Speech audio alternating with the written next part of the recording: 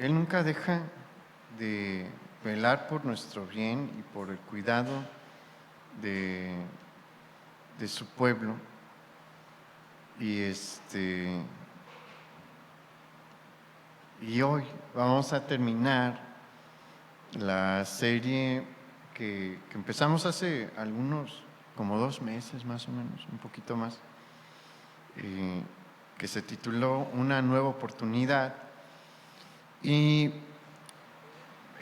vamos a cerrar con un mensaje importante, porque esto fue algo que sucedió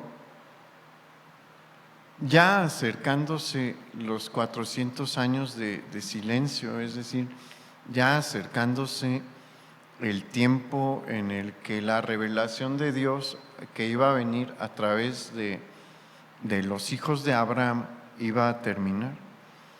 Y es muy importante porque algunos puntos que vamos a estudiar hoy y que el Señor quiere tocar el día de hoy son aplicables para nuestros días y lo vamos a ver. Y en los mensajes anteriores estuvimos viendo que a lo largo de todo el tiempo en el que los hijos de Israel, principalmente de Judá, de Benjamín y de Leví, regresaron a tierra de Judá para levantar nuevamente a Jerusalén, el Señor los estuvo exponiendo constantemente a su palabra. Y pues el estar siendo expuestos constantemente a la palabra de Dios hace que salga pues lo que está mal dentro de nosotros. Es algo inevitable. Es como cuando uno va y se presenta ante el espejo. Ahí va a salir todo. Si estamos peinados, va a salir. Si no estamos peinados, va a salir. Si ya nos salió un barro, va a salir. Todo sale. Si comió tacos con cilantro y se le quedó algo ahí, sonríe, va a salir. Así funciona el exponerse a la palabra de Dios. Y todo lo que sucede al final del libro de Nehemías, lo que se conoce como el capítulo de las reformas de Nehemías, fue un énfasis al compromiso con Dios. Y por eso nuestro título de hoy es el compromiso con Dios. Es importante resaltar que se van a tocar estos puntos, como le digo, al final del libro, cuando vienen los 400 años de silencio, porque el compromiso con Dios es bien fácil de dejar. Es súper fácil de dejar y hoy vamos a verlo. Pero vamos a analizar el texto bíblico primero. Vamos todos, por favor, a Nehemías capítulo 13, versículo 1.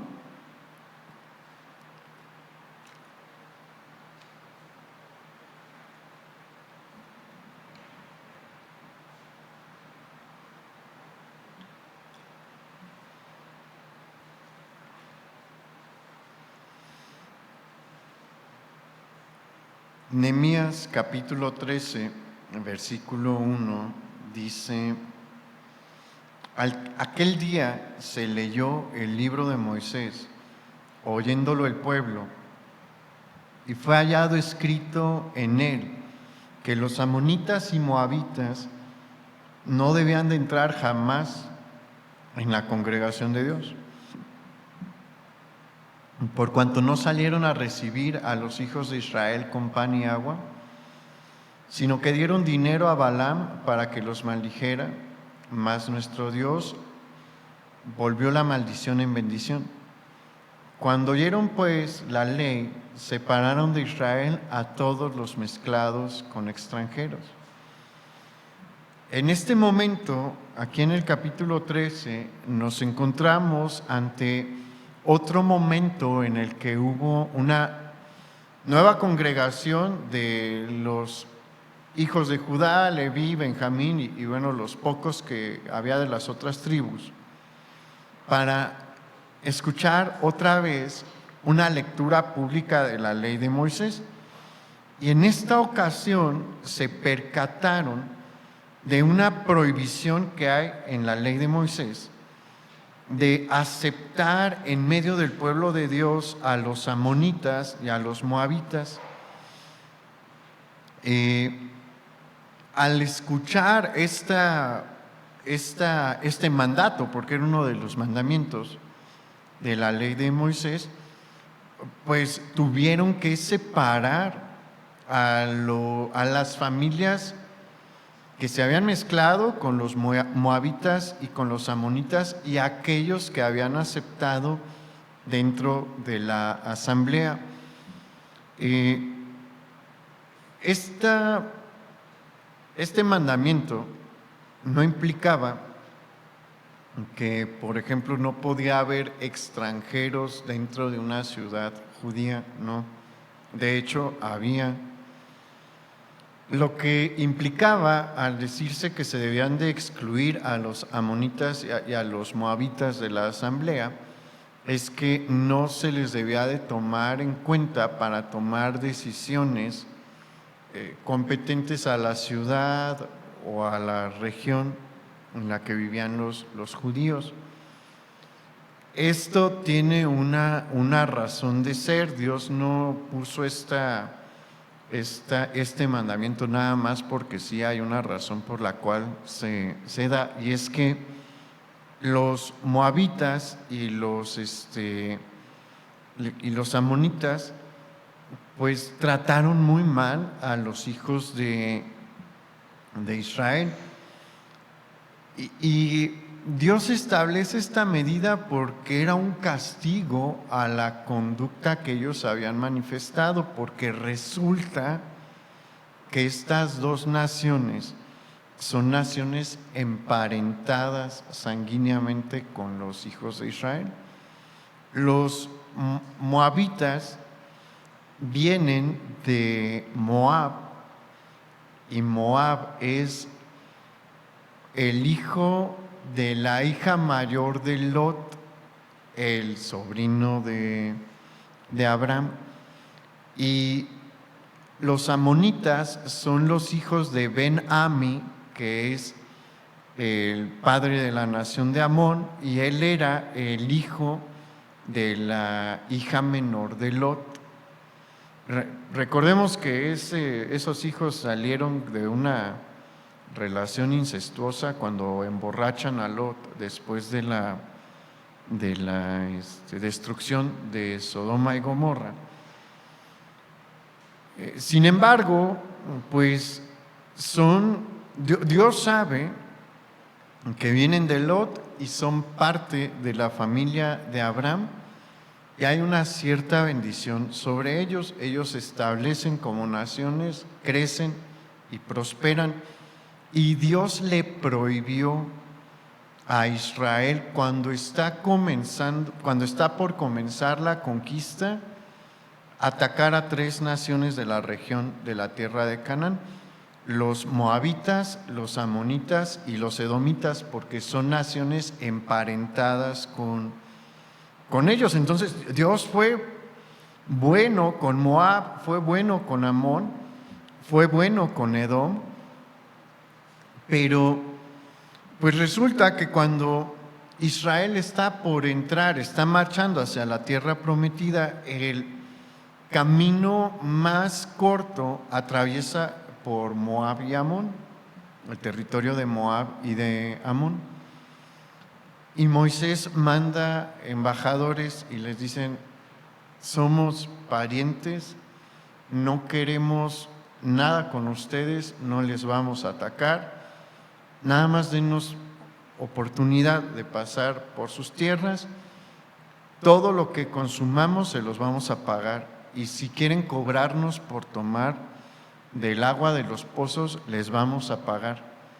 Y les dijeron que no. Ellos estaban totalmente conscientes de que eran parientes, o sea, Moab y Amón sabían que había un parentesco, y no les importó. y los amenazaron y movilizaron al ejército a las fronteras. Y les dijo, si cruzan, vamos a pelear. Y Dios les dijo, por amor a Lot, vayan por otro camino, pero esto no lo voy a pasar por alto. Aparte, estas dos naciones contratan a Balaam para maldecir a Israel, y eso fue algo que Dios dijo, esto no me parece y esto va a tener consecuencias. Y efectivamente las tuvo, y les dijo, y estableció en la ley, está prohibido que los hijos de Amón y los hijos de Moab sean aceptados en la asamblea de Israel, jamás lo van a poder hacer. Están completamente excluidos de la asamblea. Pero resulta que Nehemías se va, y en el periodo de tiempo en el que él se va, los judíos que estaban en la tierra prometida y en Jerusalén, pues se casan con moabitas y con amonitas, y pues ni siquiera en la ley de Moisés está contemplado que un extranjero se convierta a la fe en el Dios verdadero y que acepte la ley de Moisés, pero hay varias cosas que se tienen que hacer. Se tiene que convertir genuinamente.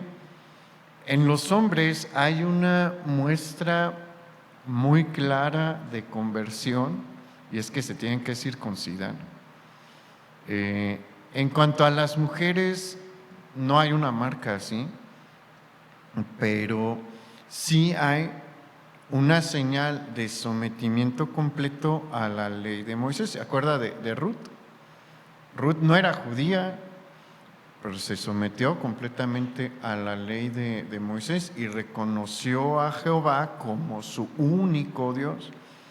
Entonces, la ley contempla también esta situación. Una conversión genuina sí la contempla la ley. Pero resulta que en estos matrimonios no hubo una conversión genuina, porque los hijos de estos matrimonios mezclados no hablan ni hebreo ni arameo, hablan la lengua de Moab o la lengua de Amón. Y esto tiene una importancia a resaltar en el aspecto cultural y religioso. ¿Por qué? Porque el que hablen la lengua de la mamá implica que ellos tienen como cultura dominante la cultura de la mamá. Entonces, el hecho de que hablen amonita o moabita en lugar de hablar hebreo o arameo, implica que tienen las costumbres de su mamá y los dioses de su mamá. Por eso es una pésima idea el matrimonio en yugo desigual. Una y otra vez la Biblia nos muestra que esto no funciona, que son contados los casos como el de Ruth, ese sí fue pero son contadísimos los casos como el de Ruth en el que esto puede funcionar. En la mayoría de los casos, la cultura pagana tendía a prevalecer y los vicios de la cultura pagana tendían a meterse. Y aquí hay un caso clarísimo. Y esto le molestó a Nehemías cuando se da cuenta. ¿Por qué cree? Porque Nehemías tiene bien presente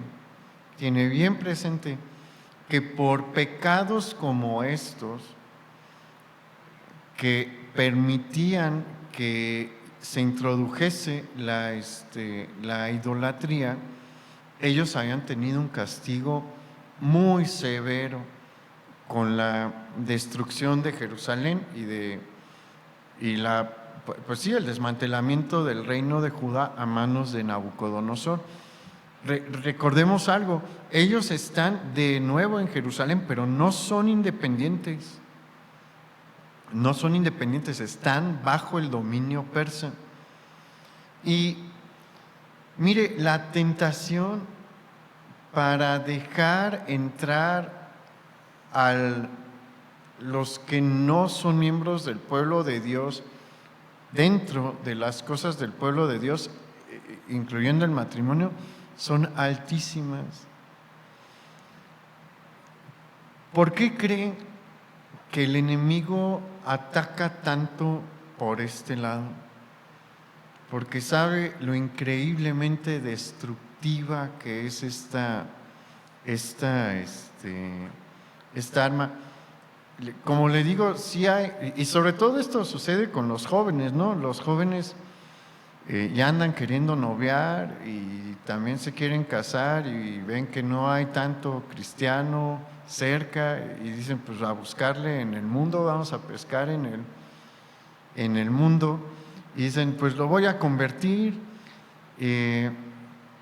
Es algo que sí se presenta en la mente de los jóvenes, y cuando se acercan a consejería y le preguntan a uno, ¿tú qué opinas? No te voy a decir lo que opino yo, te voy a decir lo que muestra la palabra de Dios. Y lo que muestra la palabra de Dios es que como el 95% de las probabilidades es que te alejes del Señor, que te jalen, es lo más probable. Y dicen, no, pero es que fíjate en el matrimonio de tal y tal, sí, pero esa es la excepción. Y para tomar decisiones en la vida, uno no debe de tomar en cuenta la excepción, uno debe de tomar la regla, porque la regla es lo más probable que tenga lugar.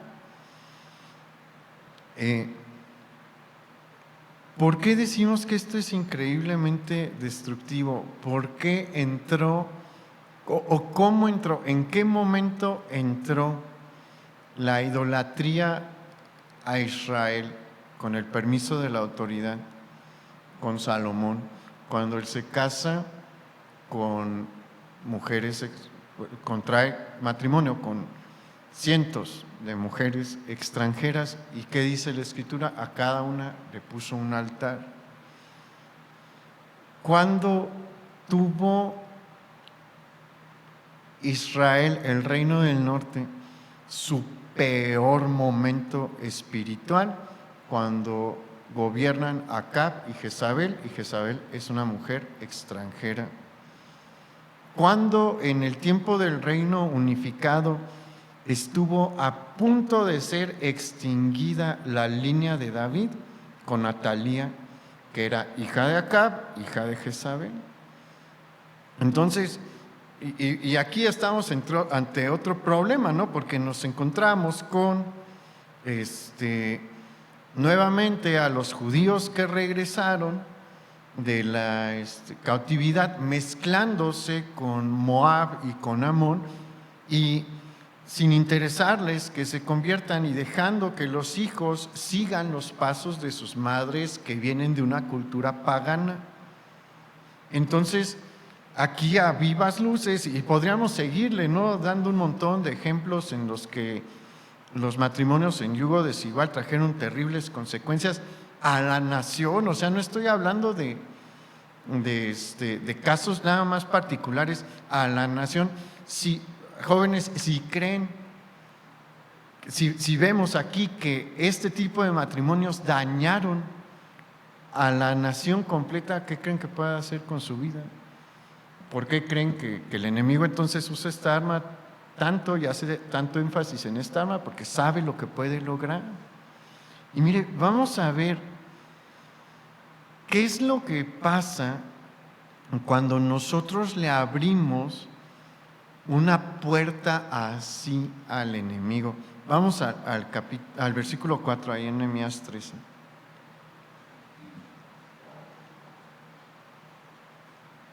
Y antes de esto, el sacerdote Eliasib, siendo jefe de la cámara de la casa de nuestro Dios, había emparentado con Tobías, y le había hecho una gran cámara en la que guardaba antes las ofrendas, el incienso, los utensilios, el diezmo del grano, del vino y del aceite, y que estaba mandado dar a los levitas, a los cantores y a los porteros, y la ofrenda de los sacerdotes. Mas a todo esto yo no estaba en Jerusalén, porque en el año 32 de Artajerjes, rey de Babilonia, fui al rey, y al cabo de algunos días pedí permiso al rey para volver a Jerusalén. Entonces supe del mal que había hecho Eliasib por consideración a Tobías, haciendo para él una cámara en los atrios de la casa de Dios.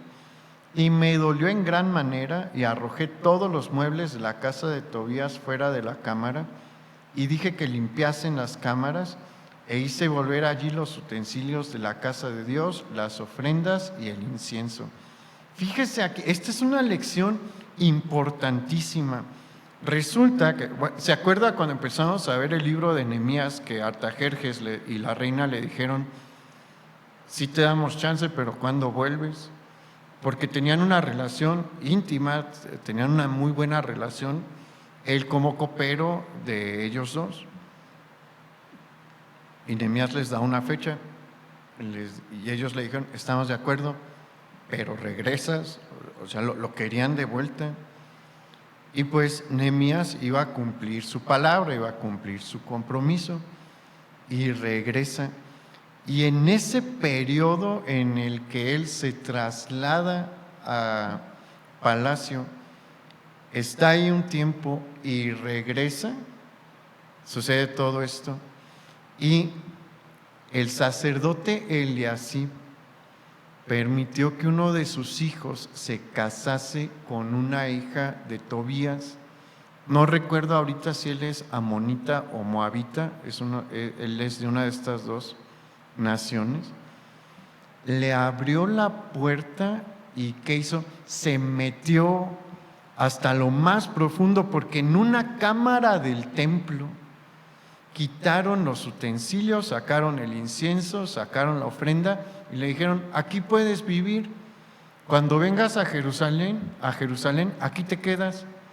Y metieron camas, metieron muebles y demás. Eso hace Satanás. Ábranle, no le digo que no es un consejo, le digo lo que va a pasar. Ábranle la puerta a Satanás y él se va a meter hasta donde pueda. Y va a ser un desastre. Y va a haber, si verdaderamente es hijo de Dios, va a haber un momento en el que Dios va a venir a poner orden, porque Nehemías regresó. Y le contaron los levitas y probablemente otros sacerdotes, y se enojó y sacó todo. Pero aquí leemos esto de una manera muy sencilla, ¿no? Esto tenía implicaciones políticas muy fuertes, porque acuérdense, Tobías era gobernador de Transjordania, Nehemías era el gobernador de Jerusalén, y el gobernador de Jerusalén saca, como si estuviera corriendo al gobernador de Transjordania del templo. O sea, esto traía movimiento fuerte en el ámbito político, pero le importó a Nehemías, no. Pero así se van a tener que tomar decisiones drásticas si usted le abre la puerta al enemigo y llega el momento de la corrección. Evítense esos problemas. Jóvenes, evítense esos problemas. Y vamos a tocar otro tema. Vamos al versículo 10.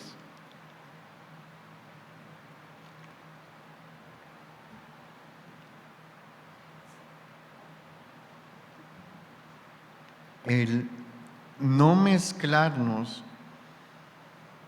con miembros del mundo es una manera de mostrar nuestro compromiso con Dios. Y no me canso de hacer énfasis ahí. No significa que no podemos tener amigos que no son creyentes no significa que no le vamos a hablar a nadie ahí afuera. No, ese es nuestro campo misionero. Pero una cosa muy distinta es cuando tengo amigos que no son creyentes a cuando mis mejores amigos no son creyentes. Eso ya trae otro tipo de implicaciones. Una cosa muy distinta es cuando yo convivo con no creyentes a cuando mi esposa o mi esposo es un no creyente. ¿Por qué? Porque el marido y la esposa son una influencia muy fuerte en la vida de una persona. Tienen una posición muy particular. Los mejores amigos tienen una influencia muy particular sobre nuestra persona. Entonces, por eso es importante que busquemos que los miembros del pueblo de Dios ocupen estos lugares, porque si no, ¿sabe qué? Nos van a jalar. No somos tan fuertes como para que no nos jalen. Entonces, por eso, el hacer esto, el buscar que nuestras relaciones más fuertes sean entre el pueblo de Dios, es una manera de comprometerse con el Señor, es una manera de mostrar nuestro compromiso con el Señor. Y aquí viene otra, mire, vamos al versículo 10. Encontré asimismo que las porciones para los levitas no les habían sido dadas, y que los levitas y cantores que hacían el servicio habían huido cada uno a su heredad. Entonces reprendí a los oficiales y dije: ¿por qué está la casa de Dios abandonada? Y los reuní y los puse en sus puestos. En este periodo en el que Nehemías estuvo fuera, resurgió un pecado que ya se había presentado en otro momento con los mismos hijos de la cautividad, es decir, con los judíos que habían regresado del exilio a Jerusalén. ¿Qué pecado es este? El no entregarle a Dios los diezmos y las ofrendas que le corresponden. ¿Se acuerda que al principio ellos pusieron los cimientos del templo y los reyes de Persia frenaron la obra? ¿Y después qué hicieron? ¿Se acuerda? Dijeron, pues está bien, vamos a enfocarnos en nosotros mismos, y empezaron a construir casas excelentes para ellos y se les olvidó por completo la obra de Dios. Hasta que llega un punto en el que Dios levanta a sus profetas y les dice: a ver, ya pasó más de una década cuando Dios levanta a Ageo y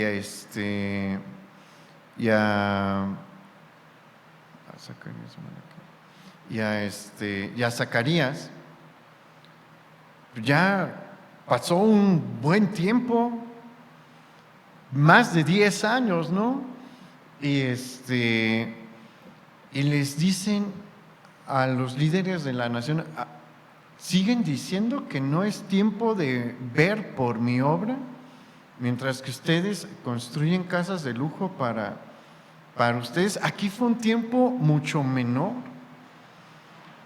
El tiempo en el que Nehemías estuvo ausente puede ser de algunos meses hasta algún año o dos. No es un gran periodo de tiempo. Podría ser un poquito más de años, pero no son 10 años. Bueno, en ese periodo de tiempo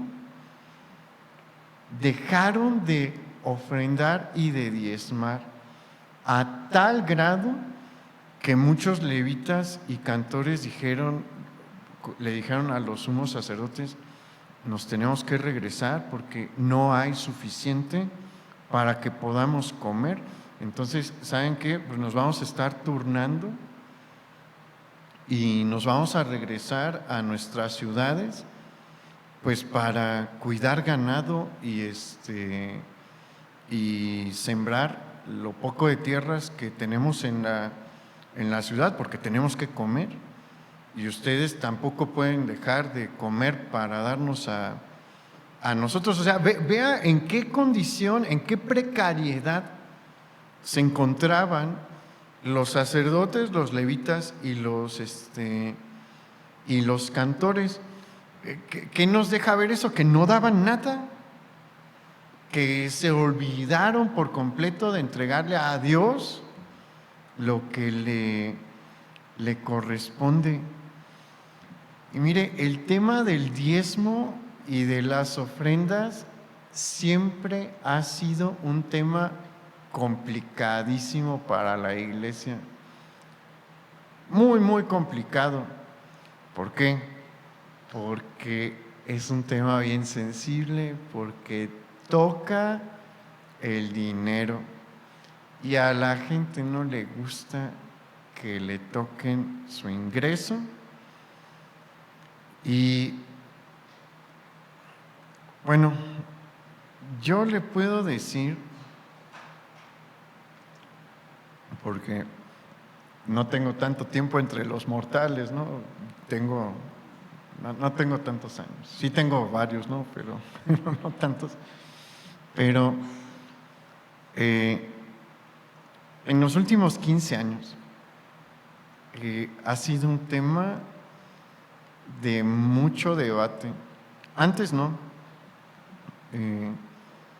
Cuando yo era niño, cuando era adolescente, diezmar y ofrendar era algo que se nos enseñaba desde chiquitos.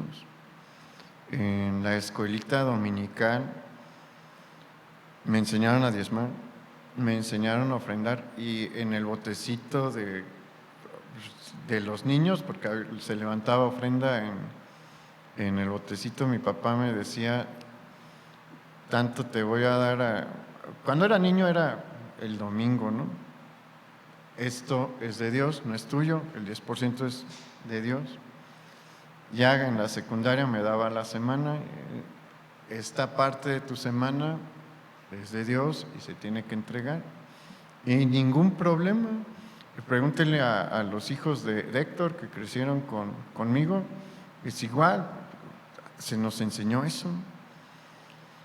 Y yo me acuerdo cómo se levantaban las ofrendas, ¿no? Y cómo se entregaban los diezmos y las ofrendas. Hasta ponían nombres. Aquí no le pedimos que pongan nombres, porque eso es entre usted y Dios. Pero si aquí cuesta trabajo, hay predicadores que como que su tema favorito es: no diezmen, el diezmo no es bíblico.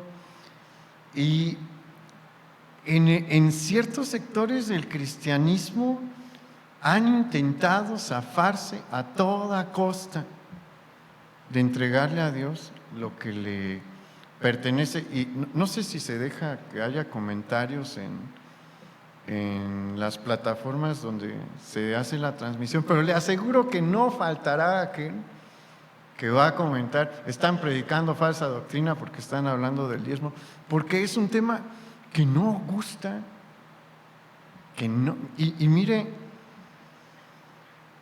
yo lo entendería si viniéramos saliendo del medievo, ¿no? Porque ahí la Iglesia Católica sí le quitaba a los campesinos como el 30%, 35% del ingreso, como si fueran con el uso de la fuerza, si era necesario. Tampoco os digo que lo justifica, ¿no? Pero nadie de nosotros vivió esa situación. La mayoría de los que se convirtieron del catolicismo al cristianismo vienen de un contexto católico en el que se levanta la limosna, y la limosna es ahí lo que quieras. A nadie lo obligaron allí a pagar el diezmo. Y esas sí son unas cosas que generan shock, un shock cultural, cuando se entra al cristianismo, porque les dicen: pues Dios pide el 10% de nuestros ingresos. Ay, ¿a poco el 10%? Pero mire, aquí hay algo importante y es algo que quiero resaltar. Aquella persona que no es capaz de entregar sus diezmos y sus ofrendas, lo único que manifiesta es que no ha entendido que Dios sí está dispuesto a darnos y a bendecirnos de múltiples maneras, pero esto es lo que no he entendido, también demanda cosas de nosotros. Porque a muchos les gusta la idea de que Dios te quiere bendecir, Dios quiere extender su mano en tu vida, Dios quiere sanarte, Dios quiere ayudarte en tu economía, pero en el momento en el que le dices, pero Dios también espera cosas de ti, ahí dicen, ay, ¿cómo? Como que eso ya no me gusta. Y es que tenemos esta falsa idea de tener en la mente a Dios como si fuera el genio de Aladín. Es la verdad, lo he mencionado en muchas ocasiones, pero eso es una realidad. A la mayoría le encanta la idea de que puedo acudir a Dios e igual que como si frotara la lámpara del genio, Él va a aparecer, le pido el deseo y lo va a cumplir. Dios no funciona así de ninguna manera. No nos va a conceder todo, no nos va a cumplir deseos nada más porque sí. Todo milagro Dios obra milagros, sí, ha orado recientemente, ¿no? Entre nosotros milagros, pero todos tienen un propósito, todos tienen una razón de ser. Y son milagros grandes, ¿no? Lo de Misoko ha sido algo impactante para mí, ¿no? El nivel de quemaduras que tenía era bastante grave. Hubo momentos en los que su vida estaba en la cuerda floja, ¿no? Y a las 6 semanas ya estaba aquí, sonriendo y moviéndose normal. Pero Dios tenía un propósito con eso. Entonces Dios sí sigue haciendo milagros, pero no va a cumplirnos caprichos, no nos va a conceder deseos. Milagros y deseos son dos cosas distintas. Y si pide cosas de mí.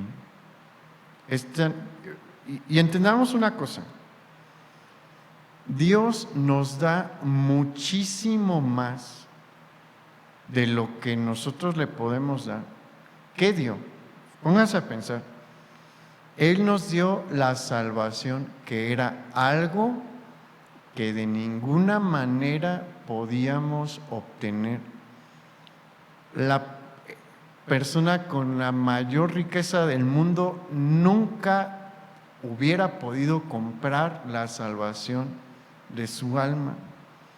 Él nos la regaló y para darnos ese regalo tuvo que pagar un precio altísimo. El Padre dio la vida de su Hijo. Y recordemos que Dios el Hijo es la tercera persona de la Trinidad.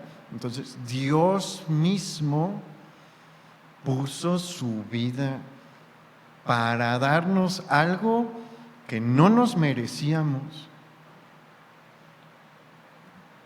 Y cuando Dios no cobra por los milagros, eso es algo que sostenemos aquí. Jamás vamos a tener algo así como noche de milagros y cuesta tanto.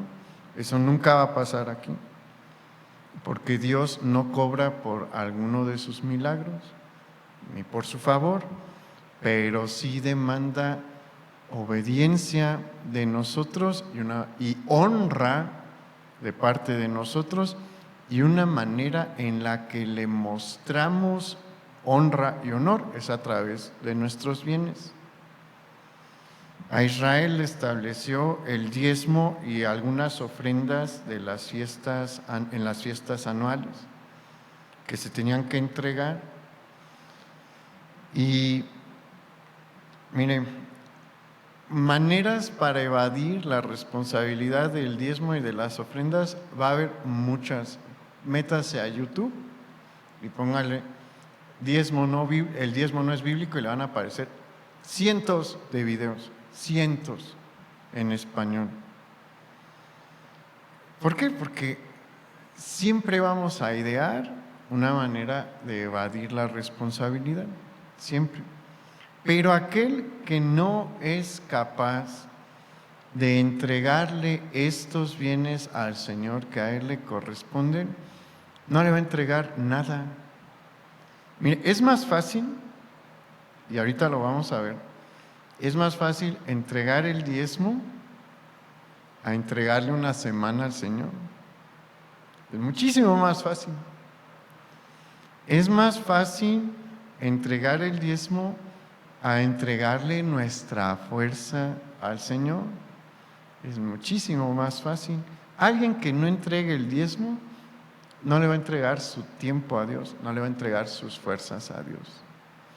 Le va a dar a Dios limosnas y de su tiempo le va a dar lo que le sobra, si le sobra, y de sus fuerzas le va a dar lo que le sobra, si le sobra.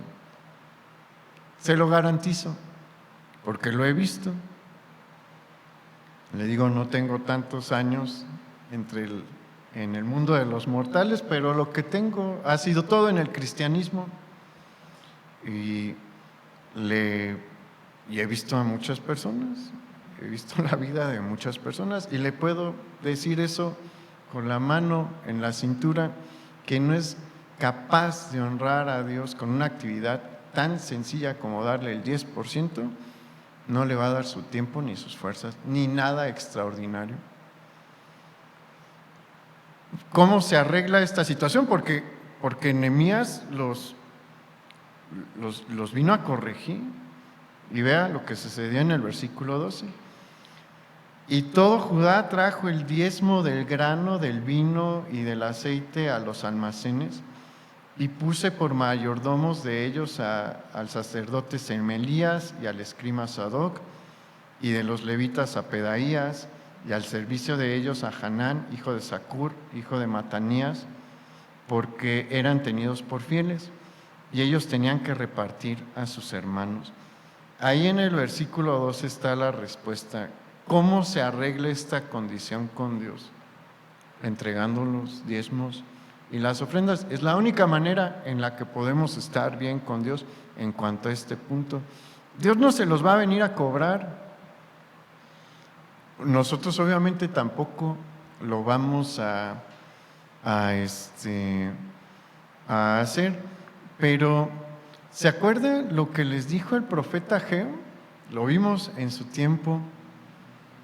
Siembran y no les salen las cosechas, y si les llegan las cosechas no se sacian. Alguno de esos dos panoramas le van a suceder. Se va a esforzar porque los negocios le salgan bien y no le van a salir bien. O le van a salir bien, va a prosperar, pero nunca va a estar satisfecho. Siempre va a estar pensando en más, quiero más, y nunca se va a saciar. Si usted quiere eso, le llegará. Seguro le llegará. O puede ponerse a cuentas con Dios y estar bien y ser sujeto a su bendición, porque Dios bendice a los que le obedecen. Eso también téngalo por seguro. Y mira, aquí está el otro ejemplo con lo que podemos reforzar esto de que aquel que no diezma no va a servir a Dios, no se va a preocupar por las cosas de Dios, ni le va a dar nada de nada. Versículo 15.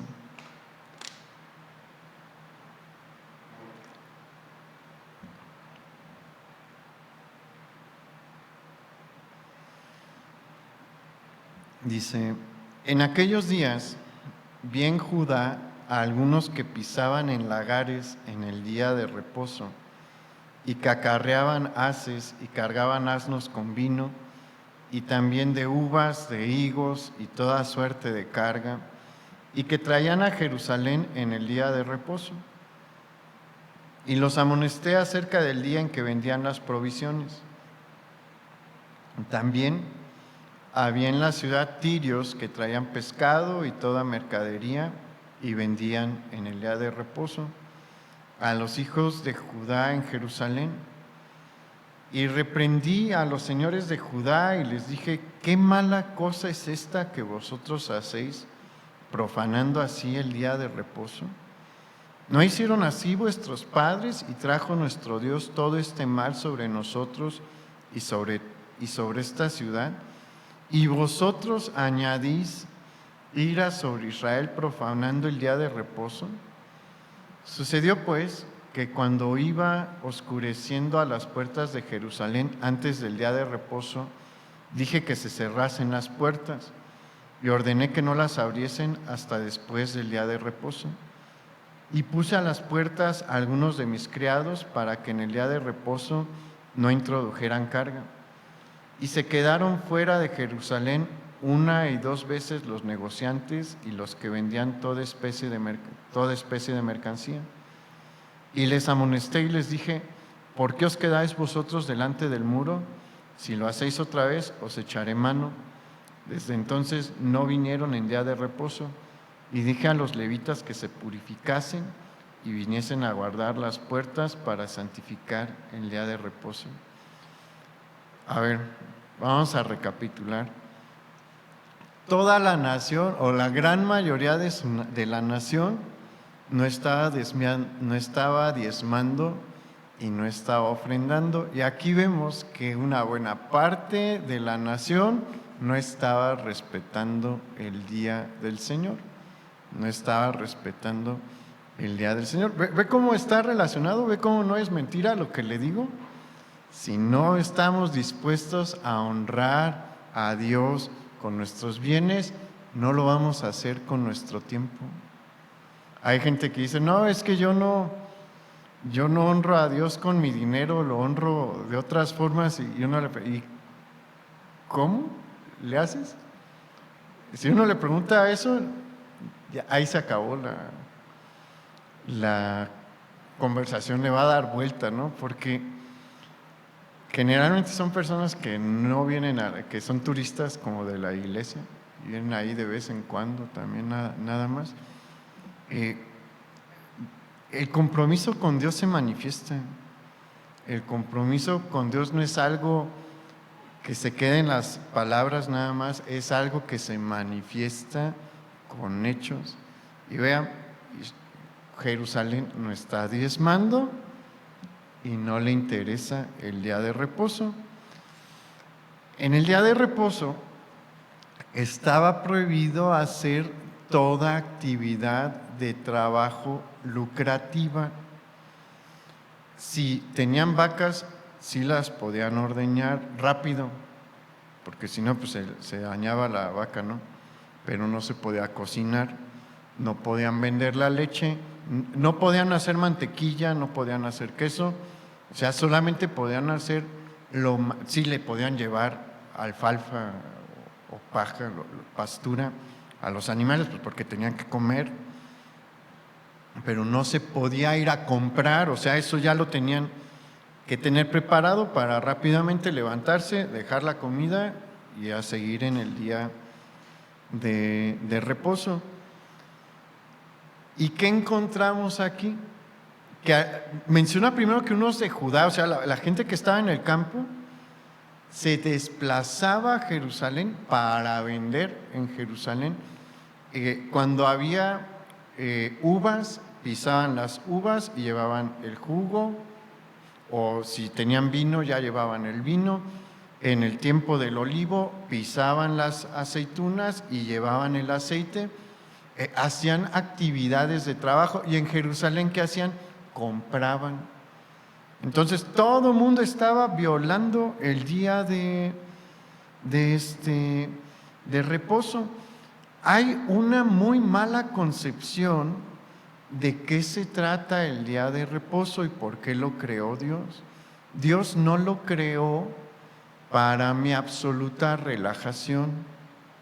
Dios creó el día de reposo para que no tenga los afanes de mi semana laboral y pueda dedicarle una buena porción de ese día a Él. Dios creó el día de reposo para que lo busquemos a Él, no para relajarnos, no para descansar. Eso es algo que mucha gente no entiende. La razón para separar un día y que no se trabaje y no se venda es para que le pueda dedicar algunas horas a Él. Ese es el propósito. Y mire, Dios no nos pide muchísimo. Me pide unas horas. ¿Cuántas me pide el jefe? Mínimo 8, mínimo. Y si no tengo horario corrido, son más, porque nos dicen, tienes 2 horas de comida, pero pues es tiempo en el que no te sales de la cuestión del trabajo, vas y comes, pero cuando estás terminando de comer ya estás pensando, ya me tengo que regresar porque tengo que checar. Y cuando uno llega a la hora de la comida, apúrate porque tienes que comer y regresar. O sea, en realidad ahí en estos casos nos está consumiendo el periodo efectivo de trabajo, 10 horas, y agréguele media o 40 minutos de transporte. 10 horas 40 es lo que en realidad me pide mi trabajo, si tengo horario con la pausa para comer. Si no, pues sí son las 8 horas corridas, ¿no? ¿Cuánto dura un servicio? 2 horas. Eso es lo que Dios me pide. Pero le digo, si no le puedo dar los diezmos, tampoco le voy a dar las 2 horas que me pide del domingo. ¿Ve lo egoístas que somos?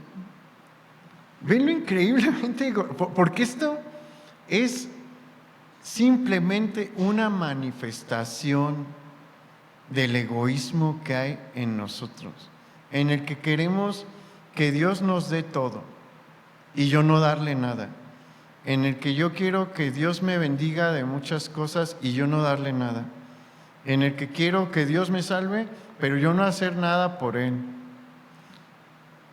Y tristemente hay mucha gente así en la iglesia. Y es lamentable, ¿no? Y le dedicamos tanto a otras cosas. ¿Y quién nos da las fuerzas para trabajar? Dios.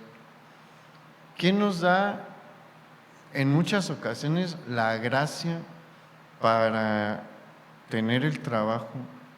Dios. ¿Quién nos da la salud para trabajar? Dios. Y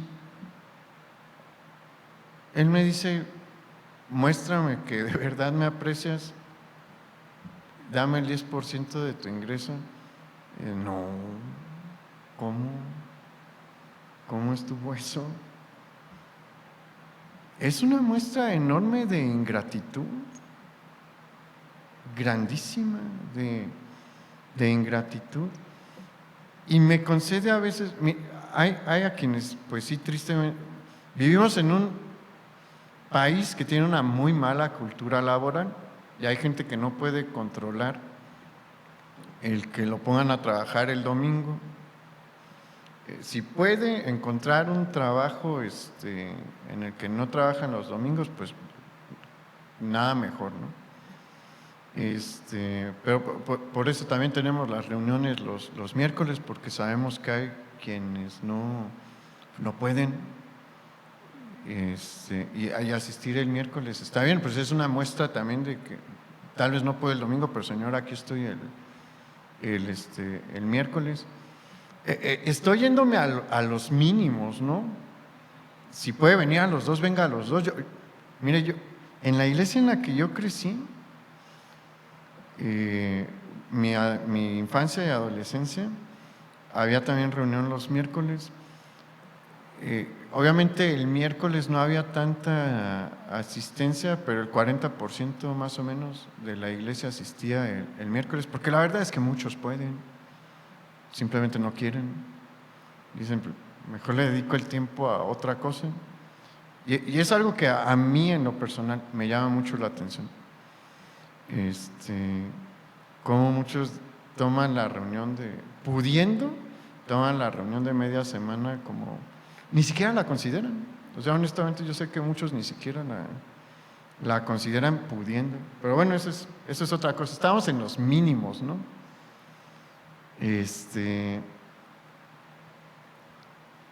Hay tanta gente que busca cualquier excusa para no asistir a la reunión del domingo, y hay veces que Dios les dice, les da trabajos de lunes a viernes y les da todo el sábado, ¿no? Y no están contentos con el sábado y dicen, no, es que el domingo sabe más rico la almohada. Fíjese el tipo de ingratitud que es hacia Dios, la falta de compromiso hacia Dios. Y pues vivimos en un tiempo en el que, pues el tiempo de la gracia, en donde Dios nos ha dado completa libertad, pero vea lo que hizo Nehemías. Cuando Nehemías se da cuenta de eso, pone orden. ¿Y qué hace?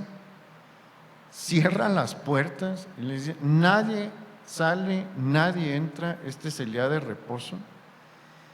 Y los judíos que vivían fuera de Jerusalén entendieron la cosa, los extranjeros no, y llegaron y se estacionaron ahí, dice 2 veces, y dijo Nehemías, estos no entienden el mensaje. ¿Y qué hizo? Se vuelven a parar aquí y me los voy a agarrar con la fuerza pública. ¿Por qué? Porque había que tomar una medida extrema. ¿Y sabe algo? La verdad es que el día de hoy cada quien debe de tomar una medida extrema de disciplina, porque también esto implica disciplina. Hay mucha gente que dice, ay, yo quisiera que Dios me cambie. Dios no nos va a cambiar. O sea, sí, pero si no hay voluntad, Dios no va a mandar un rayo de ánimo para levantarse el domingo. ¿Qué debo de hacer yo? Poner la alarma, separar el día y decir, la reunión es a las 11. Si llega un compromiso, decirles, no, tengo que hacer, de la 1 en adelante lo que quieras. Es lo que yo tengo que hacer. Y si yo pongo la alarma y cancelo los compromisos y en mi corazón dispongo separar el tiempo, Dios me va a ayudar a hacerlo. Me va a ayudar a que se convierta en una rutina. Esas son las medidas extremas que yo tengo que tomar. Vea qué extremas son, todo depende de mí. Y Dios me va a ayudar con lo demás. Pero mucha gente no lo hace. ¿Por qué? Porque no hay un verdadero compromiso con Dios. Y le decía que estos temas de este mensaje son bien importantes porque Dios sabe cómo somos. Y antes de que empiece el periodo de los 400 años de silencio, Dios pone esto también para decirle a su pueblo, ocupo que tengan compromiso en estas áreas. ¿Cuáles áreas? Obedecer sus mandamientos, honrarle con nuestros bienes y respetar su día. La verdad es que Dios no pide mucho de nosotros, pero el problema es aquí, en el corazón ingrato y egoísta que a veces tenemos. ¿Y en qué tiempo vivimos? En el tiempo de la gracia, y llevamos como 2000 años en el tiempo de la gracia, y Dios nos vuelve a tocar estos temas. ¿Por qué? Porque se nos olvidan. Y necesitamos echarle ganas. La verdad, sí necesitamos cambiar nuestro corazón hacia Dios. ¿No quisiera que más personas se conviertan? no quisiera que más gente se acerque al Señor. Si no se compromete, no va a pasar. ¿Por qué? Porque Dios no pone cargas con las que no podemos.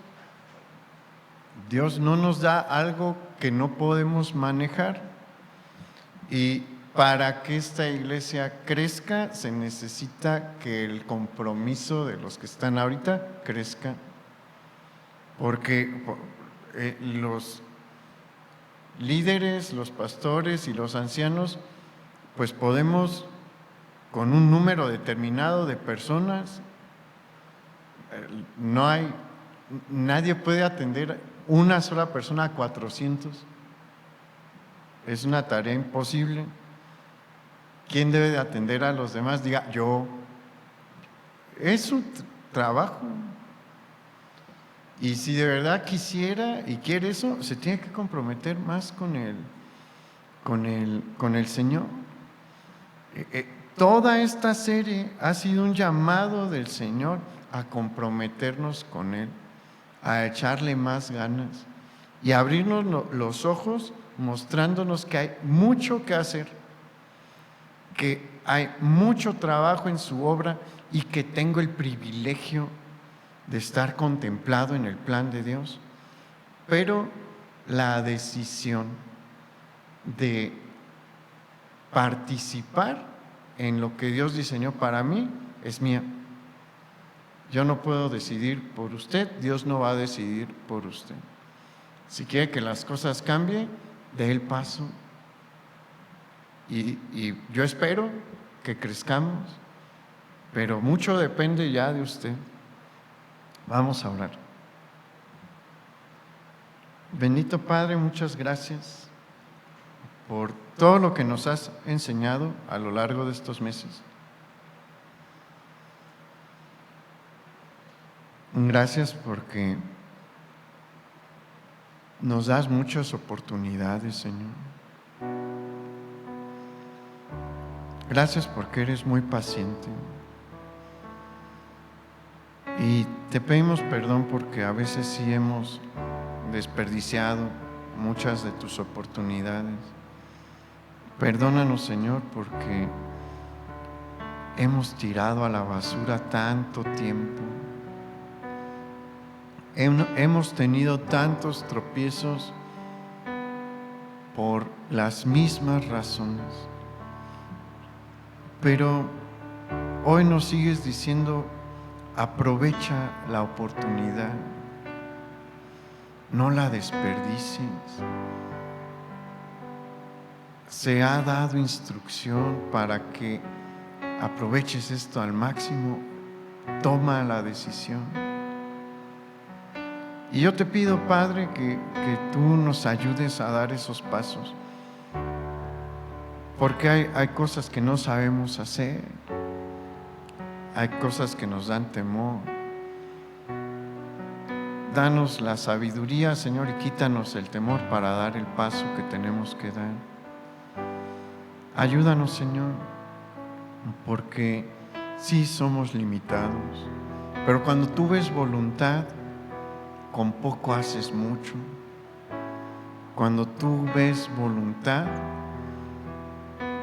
con unos peces y unos panes puedes alimentar a una multitud. Ayúdanos a presentarnos así, Señor, como ese niño, porque somos como ese niño que no sabemos mucho y no tenemos mucho, pero ponemos lo que tenemos delante de ti, y con eso, cuando tú ves eso, haces maravillas, haces mucho. Te lo pedimos hoy, Padre, en el nombre de nuestro Señor Jesús. Amén. Pues que pase buena noche, hermano.